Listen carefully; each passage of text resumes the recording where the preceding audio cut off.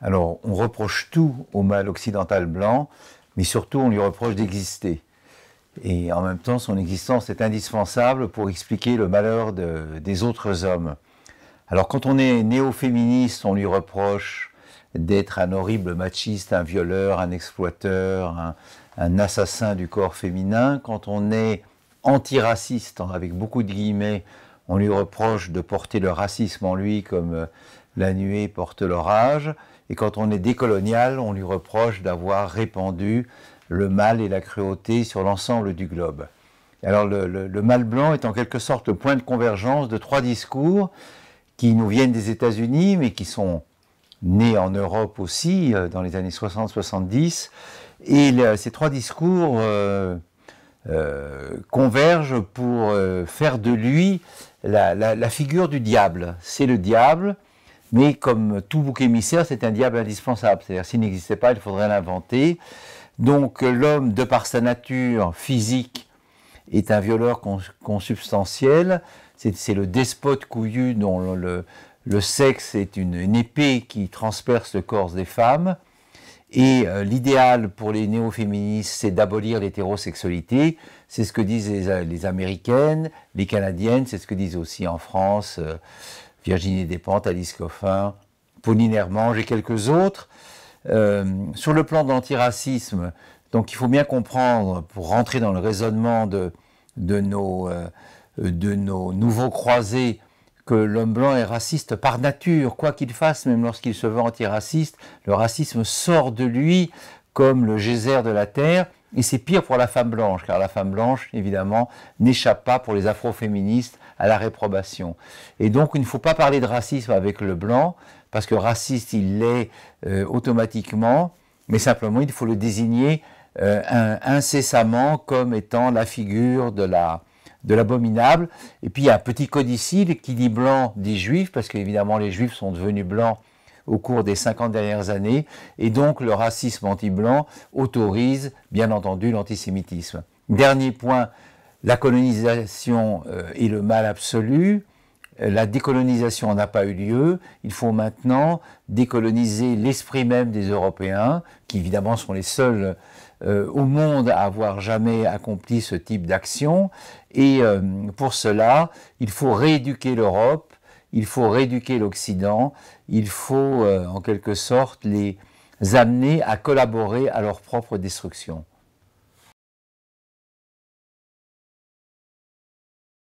Alors le phénomène est né en réalité à Paris 8, Vincennes, dans les années 70, avec les enseignements de Foucault, Derrida, Deleuze et Guattari.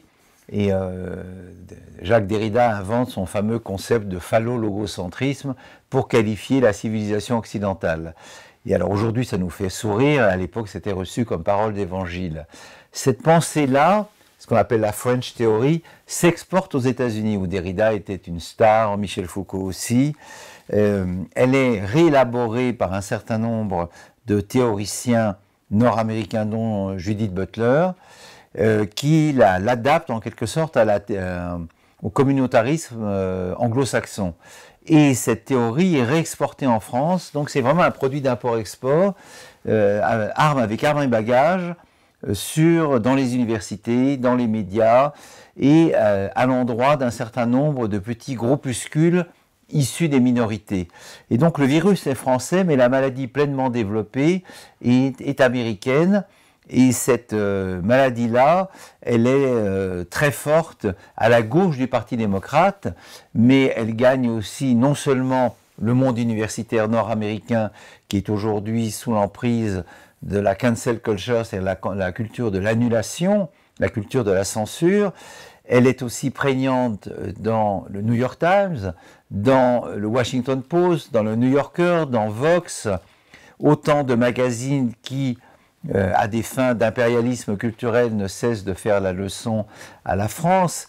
Et pour montrer la manière dont l'antiracisme supposé de ce courant se joue, on sait que le New York Times a décidé il y a quelques mois, après l'affaire George Floyd, de mettre noir, black en majuscule et blanc en minuscule. Et c'est vraiment ce qu'on pourrait appeler un paternalisme typographique où on feint de donner aux Afro-Américains une importance démesurée en les mettant en majuscules pour compenser les injustices de l'histoire. Mais en réalité, ça n'est rien d'autre qu'une condescendance de libéraux blancs qui ont décidé de faire une part à la minorité afro-américaine. Mais concrètement, c'est une mesure purement symbolique et pour ce que j'en pense moi, une mesure purement méprisante. C'est un mépris condescendant de la majorité blanche vis-à-vis de la minorité noire.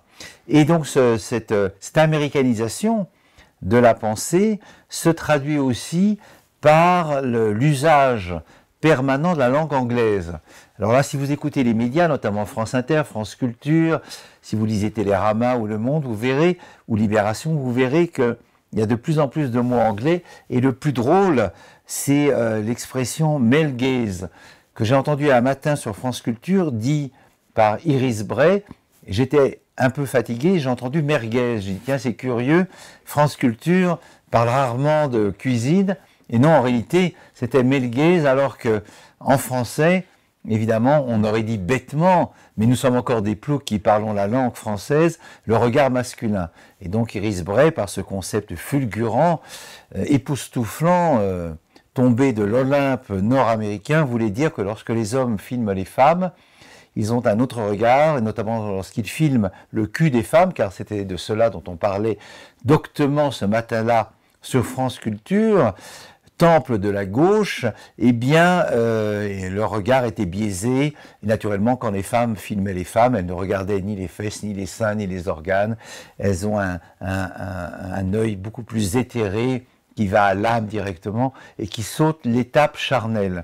Donc ce type de sottise qui se répand, mais se répand en franglish. C'est l'anglais avec l'accent de Paname.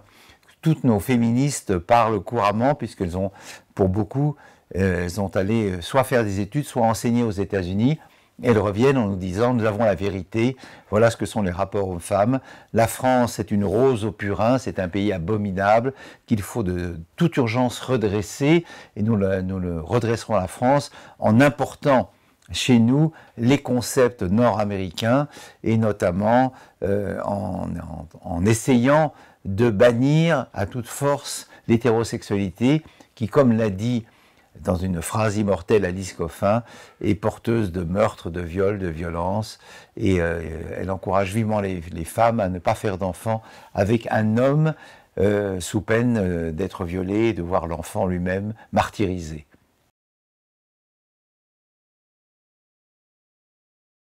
Oui, comment riposter à cette idéologie mortifère et que pour ma part je trouve fascisante, car la référence à la race, ça renvoie inévitablement aux années 30. On n'a pas la peine de tourner autour du pot. Les antiracistes aujourd'hui sont des néo-racistes. Ils ont leur père spirituel, c'est Maurras, c'est Rosenberg, c'est Gobineau, c'est Vacher de la Pouche, ça n'est pas du tout Nelson Mandela ou Martin Luther King. Mais comment riposter ? Ben, simplement remarquer que le néo-féminisme, c'est contredit toutes les valeurs du féminisme classique, de la gauche, qui voulait à la fois émanciper les hommes et les femmes en accordant une place plus égalitaire au sexe dit faible. C'était celui de Simone de Beauvoir, de François Giroud, de Simone Veil, de Gisèle Halimi, d'Elisabeth Badinter, qui est un peu la bête noire des néo-féministes paranoïaques et puritaines contemporaines, et je la comprends, et c'est un honneur pour elle d'être la bête noire de ces gens sous-éduqués, et donc il faut opposer à ce différentialisme nord-américain, il faut opposer évidemment un universalisme à la française. Quant à l'antiracisme, là aussi, on peut dire qu'il y en existe au moins deux. Il y a l'antiracisme classique des organisations universalistes qui pointent les insultes, les injures, les actes brutaux faits à l'égard de toute personne qui est en quelque sorte accusée ou insultée en raison de sa couleur de peau, de sa croyance, de ses origines. Ça, c'est l'antiracisme universaliste. Et puis l'antiracisme identitaire, celui qui arrive aujourd'hui est issu d'un certain nombre de minorités qui, en quelque sorte, font jaillir de de leur groupe des associations d'autodéfense. Alors il y a des associations pour les Noirs, des associations pour les musulmans, des associations pour les Maghrébins. Chaque groupe a son comité de défense qu'il promeut contre le blanc qui se prétend la figure de l'universel alors qu'il est simplement la figure universelle de l'oppresseur. Et puis en ce qui concerne la décolonisation et l'esclavage, parce que je n'en ai pas parlé, il faut rappeler deux choses très simples. La décolonisation a eu lieu il y a plus de 50 ou 60 ans, de façon très imparfaite, mais enfin elle a lieu. Ni la France, ni l'Angleterre, ni l'Allemagne, ni l'Espagne, ni le Portugal ne font la loi sur les 4 continents. Il y a une puissance qui s'appelle la Chine, une autre puissance qui s'appelle l'Inde, qui nous dépasse aujourd'hui infiniment. Quant à l'accusation d'esclavage que l'on entend beaucoup dans le camp décolonial, il faut rappeler simplement cette petite vérité historique, ça n'est pas l'Afrique, ça n'est pas l'Amérique qui ont aboli l'esclavage, c'est l'Europe.